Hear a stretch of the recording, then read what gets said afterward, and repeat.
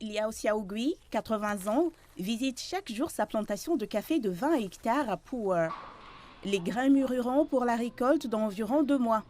Dans une ville liée à la culture du thé, son café passe pourtant relativement inaperçu. Mais Liao reste convaincu que son produit peut même être à la hauteur de celui des régions de production les plus prisées au monde. La variété Katimor que nous cultivons a une très bonne acidité et un arrière-goût sucré. Certaines ont même des arômes de fruits particuliers. Lorsque nos produits sont vendus à l'étranger, de nombreuses personnes n'arrivent pas à croire qu'ils viennent de Chine et pensent qu'il s'agit de produits de Colombie. Liao a commencé à cultiver du café à Pu'er dans les années 1980 en tant que spécialiste du gouvernement. Il a créé sa propre exploitation en 1997. Depuis des décennies, le respect de l'environnement et de la sécurité est une pratique ancrée chez lui. Nous devons donner la priorité à la protection de la biodiversité. Si vous regardez de loin, vous constaterez que notre ferme a une organisation spatiale particulière avec de grands arbres d'ombrage en hauteur, les caféiers au milieu et de la végétation au sol. Et nous n'utilisons jamais d'herbicides chimiques. Le Yunnan produit plus de 95% du café du pays.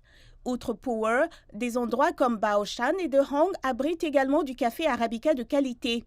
Mais pendant longtemps, les grains de café étaient surtout vendus comme matière première aux géants de l'industrie des boissons. Toutefois, la transformation est dans l'air du temps. Marty Polak vit depuis 8 ans dans la ville où il a cofondé une entreprise spécialisée dans la formation et le commerce du café. Il a pu ressentir les changements.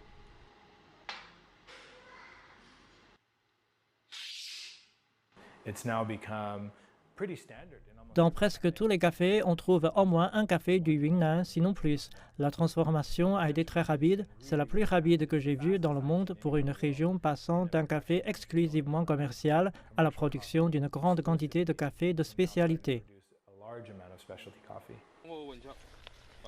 Les données des douanes chinoises montrent qu'au cours du premier semestre 2022, le Yunnan a exporté 18 000 tonnes de grains de café, soit près de 2,5 fois plus qu'à la même période de l'année dernière. Le petit-fils de Liao a choisi de rejoindre l'entreprise après avoir obtenu son diplôme, car il voit plus d'opportunités dans l'industrie du café de spécialité. Le café est désormais l'une des industries piliers de ma ville natale et j'espère pouvoir jouer un rôle actif et faire découvrir nos produits à davantage de personnes. Monsieur Liao pense que leur café sera davantage compétitif sur le marché mondial, ce qui nécessite des innovations tant au niveau de la culture que de la transformation.